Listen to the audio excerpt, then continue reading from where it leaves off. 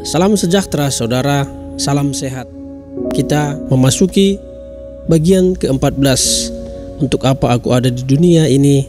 Untuk apa aku dilahirkan? Apakah arti hidupku? Pada bagian ke-14 ini kita akan belajar tentang ketika Tuhan terasa jauh.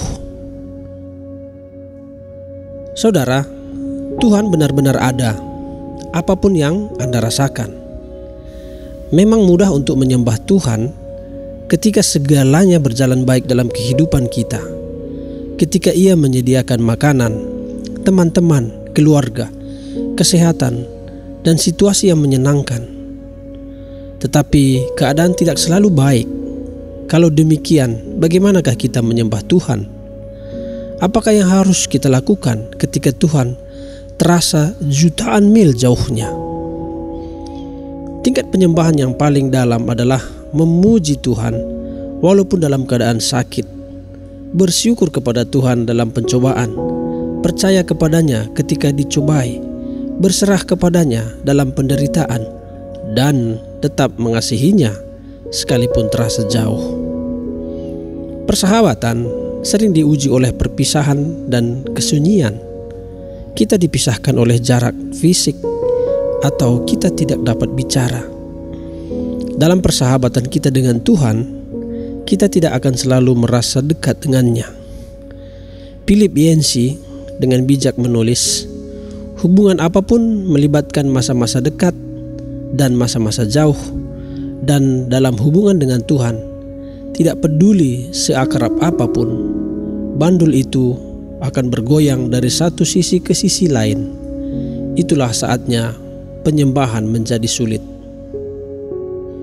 Untuk mendewasakan hubungan kita, Tuhan akan mengujinya dengan apa yang tampaknya sebagai masa-masa perpisahan. Masa di mana seolah-olah Ia telah meninggalkan atau melupakan kita. Tuhan terasa jutaan mil jauhnya. Saint John of the Cross menyebut masa-masa kekeringan rohani, keraguan, dan keadaan jauh dari Tuhan ini sebagai kekelaman jiwa. Henry Nouwen menyebutnya pelayanan tanpa kehadiran. Awe Tozer menyebutnya pelayanan malam. Orang-orang lain menyebutnya musim dingin hati. Di samping Yesus, Daud mungkin mempunyai hubungan persahabatan yang paling akrab dengan Tuhan dibandingkan orang lain. Tuhan senang menyebut Daud orang yang berkenan di hatinya. Tetapi Daud sering mengeluhkan ketidakhadiran Tuhan. Mengapa engkau berdiri menjauh dariku? Mengapa engkau bersembunyi ketika aku sangat membutuhkanmu? Mengapa engkau melupakan aku? Mengapa engkau tetap jauh? Mengapa engkau tidak mempedulikan seruanku? Mengapa engkau membuang aku? Demikian yang sering disebutkan Daud. Tentu saja Tuhan tidak benar-benar meninggalkan Daud, dan Ia juga tidak meninggalkan kita. Ia telah berjanji berulang kali, "Aku tidak akan meninggalkan dan melupakanmu." Tetapi Tuhan tidak berjanji, "Engkau akan selalu merasakan kehadiranku." Tuhan bahkan mengaku bahwa kadang-kadang Ia menyembunyikan wajahnya dari kita. Ada saat-saat di mana Ia kelihatannya tidak ada dalam kehidupan kita. Floyd M. Klang menjelaskan, kita bangun suatu pagi dan semua perasaan rohani kita hilang. Kita berdoa, tetapi tidak terjadi apa-apa. Kita mengusir roh jahat, tetapi itu tidak mengubah apapun. Kita menjalani latihan rohani, minta teman-teman berdoa untuk kita. Kita mengakui setiap dosa yang dapat kita ingat. Kemudian minta maaf kepada semua orang yang kita kenal. Kita berpuasa, tetapi masih tidak terjadi apa-apa. Kita bertanya-tanya, berapa lama kegelapan rohani ini akan berlangsung? Berhari-hari, berminggu-minggu, berbulan-bulan? Apakah itu akan berakhir? Rasanya doa-doa kita hanya membentur langit-langit. Dalam keadaan putus asa kita berseru, "Ada apa denganku?" Sebenarnya tidak ada yang salah dengan kita. Itu adalah bagian yang normal dari ujian untuk mendewasakan persahabatan kita dengan Tuhan. Setiap orang Kristen mengalaminya, setidaknya sekali, dan biasanya beberapa kali. Itu memang menyakitkan dan tidak nyaman rasanya, tetapi sangat penting untuk pertumbuhan iman kita. Memahami ini memberikan kepada Ayub pengharapan ketika ia tidak dapat merasakan kehadiran Tuhan dalam hidupnya. Ia berkata, "Sesungguhnya kalau aku berjalan ke timur, ia tidak di sana, atau ke barat, tidak kudapati dia. Di utara ku cari dia, ia tidak tampak. Aku berpaling ke selatan, aku tidak melihat dia, karena ia tahu jalan hidupku. Seandainya ia menguji aku akan timbul seperti emas." Saudara, ketika Tuhan terasa jauh, kita mungkin merasa bahwa ia marah atau sedang mendisiplinkan kita karena suatu dosa. Dosa memang memisahkan kita dari persekutuan yang akrab dengan Tuhan. Kita mendukakan roh Tuhan dan memadamkan persekutuan kita dengan ketidaktaatan, konflik dengan orang lain, kesibukan, persahabatan dengan dunia, dan dosa-dosa lainnya. Tetapi sering perasaan ditinggalkan oleh Tuhan atau keterasingan darinya ini tidak ada hubungannya dengan dosa. Itu adalah ujian iman yang harus kita semua hadapi. Apakah kita akan terus mengasihi, percaya, taat, dan menyembah Tuhan walaupun kita tidak merasakan kehadirannya atau bukti yang kelihatan apapun dari pekerjaannya dalam kehidupan kita? Kesalahan yang sering dibuat orang-orang Kristen dalam menyembah masa kini adalah mencari pengalaman, bukan mencari Tuhan. Mereka mencari perasaan, dan jika itu terjadi, mereka menyimpulkan bahwa mereka telah menyembah. Salah. Tuhan sering menyingkirkan perasaan-perasaan kita sehingga kita tidak tergantung pada perasaan itu. Mencari perasaan, sekalipun perasaan dekat dengan Kristus, bukanlah menyembah. Jika kita masih seorang baik Kristen, Tuhan memberikan kita banyak emosi yang meneguhkan dan sering menjawab doa-doa yang mementingkan diri sendiri dan tidak dewasa, supaya kita tahu bahwa Ia ada. Tetapi ketika kita tumbuh dalam iman, Ia akan menyapih kita dari ketergantungan ini. Kemahahadiran dan manifestasi kehadiran Tuhan adalah dua hal yang berbeda.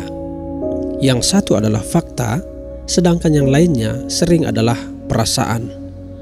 Tuhan selalu hadir, sekalipun kita tidak menyadarinya, dan kehadirannya terlalu mendalam jika diukur hanya dengan emosi. Ya, Ia memang ingin kita untuk merasakan kehadirannya, tetapi Ia lebih ingin kita percaya kepadanya daripada merasakannya. Imanlah, bukan perasaan, yang menyenangkan hati Tuhan. Situasi yang akan paling mencobai iman kita adalah saat-saat ketika hidup terasa berantakan dan Tuhan tidak kita temukan dimanapun. Itu terjadi kepada Ayub. Dalam suatu hari ia kehilangan segalanya, keluarga, bisnis, kesehatan, dan segala yang dimilikinya. Dan yang paling membuat kecil hati adalah dalam 37 pasal Tuhan tidak berkata apapun. Bagaimanakah kita memuji Tuhan ketika kita tidak tahu apa yang sedang terjadi dalam kehidupan kita dan Tuhan berdiam diri saja?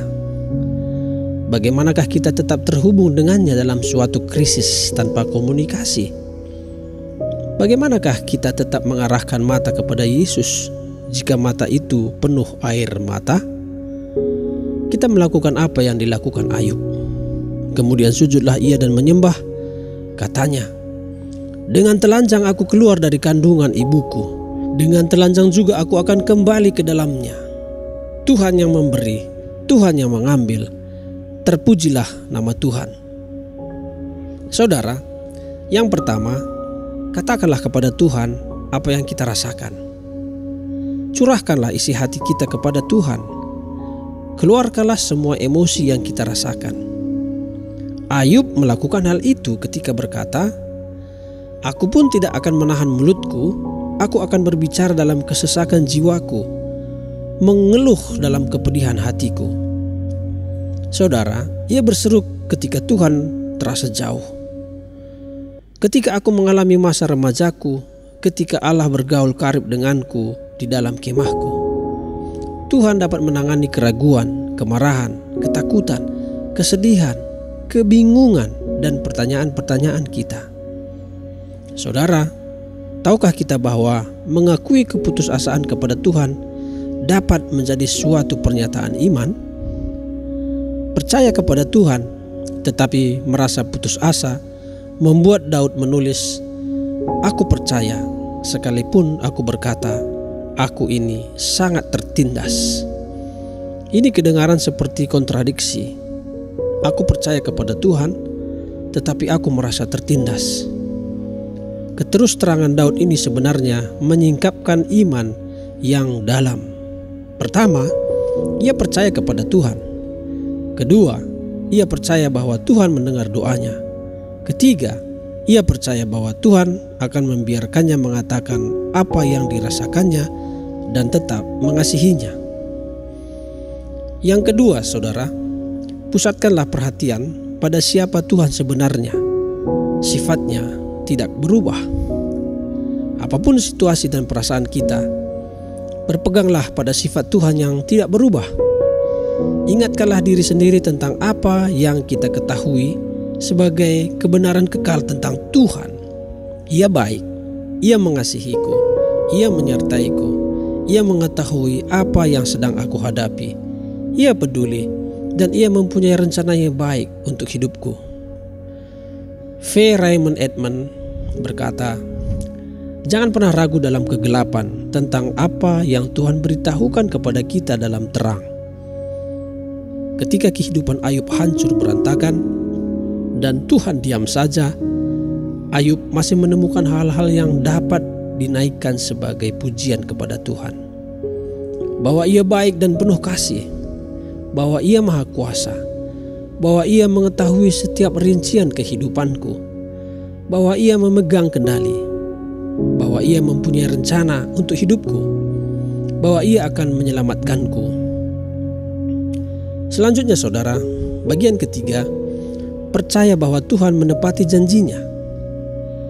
Selama masa kekeringan rohani, kita harus dengan sabar bersandar pada janji Tuhan, bukan pada emosi, dan menyadari bahwa Ia sedang membawa kita ke tingkat kedewasaan yang lebih dalam. Persahabatan yang didasarkan pada emosi memang dangkal. Jadi jangan bingung karena masalah. Keadaan tidak dapat mengubah karakter Tuhan. Anugerah Tuhan masih berlaku. Ia masih berpihak kepada kita sekalipun kita tidak merasakannya. Dengan tidak adanya situasi-situasi yang meneguhkan, Ayub memegang firman-Nya. Ayub berkata, "Perintah dari bibirnya tidak kulanggar, dalam sanubariku kusimpan ucapan mulutnya." Ya, rasa percaya kepada firman Tuhan ini membuat Ayub tetap setia, walaupun tidak ada yang masuk akal. Imannya kuat di tengah penderitaan.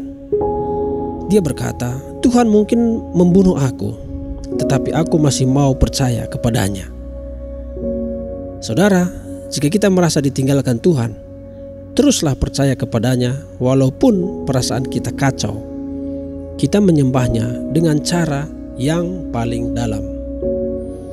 Selanjutnya saudaraku, yang keempat, ingat apa yang telah Tuhan lakukan untuk kita. Jika Tuhan tidak pernah melakukan hal lain untuk kita, Ia tetap saja berhak menerima pujian secara terus-menerus dalam kehidupan kita, karena apa yang Yesus telah lakukan untuk kita di kayu salib. Anak Allah telah mati untuk kita. Ini adalah alasan yang paling tepat untuk menyembah. Sayangnya, kita melupakan rincian penderitaan dan pengorbanan yang Tuhan perbuat untuk kita. Keterbiasaan menimbulkan rasa puas. Bahkan sebelum penyaliban, Anak Allah ditelanjangi. dipukuli sampai tidak dikenali, dicambuk, dicemooh, dan dikutuk, dimahkotai duri, dan diludahi.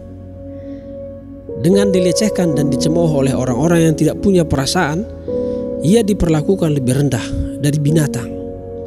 Kemudian, dalam keadaan hampir pingsan karena kehabisan darah, ia dipaksa untuk memikul salib yang menyiksa menaiki bukit, dipakukan di salib itu, dan dibiarkan mati pelan-pelan dalam keadaan tersiksa karena disalib.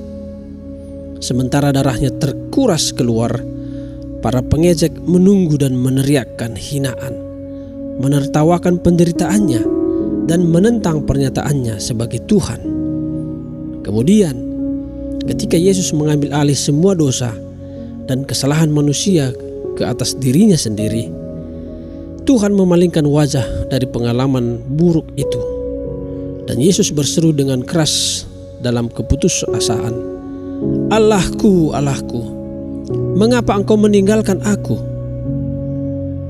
Yesus dapat menyelamatkan dirinya sendiri, tetapi jika itu terjadi, ia tidak dapat menyelamatkan kita. Kata-kata tidak dapat menjelaskan kegelapan saat itu. Mengapa Tuhan mengizinkan dan sabar terhadap penganiayaan yang jahat dan mengerikan seperti itu? Mengapa?